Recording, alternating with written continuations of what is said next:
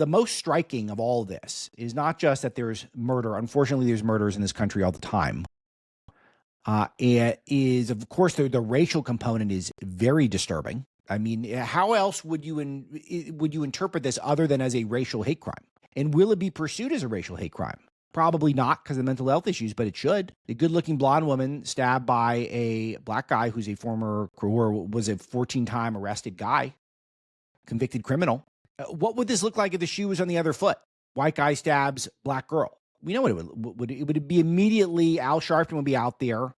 All of the race hucksters in the media, MSNBC, be going nuts. We know exactly what would be going on. But because a black guy stabbing a white woman, then we saw almost no coverage at all from the establishment media.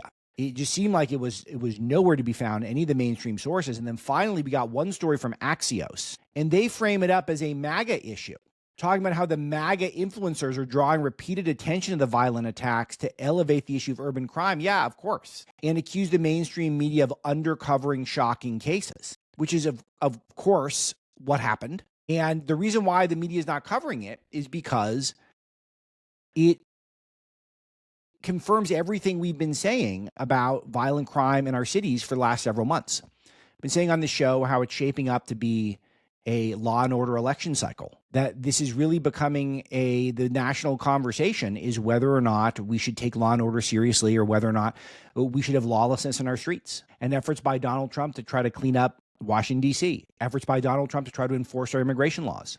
These are all being rebuked by the left and the media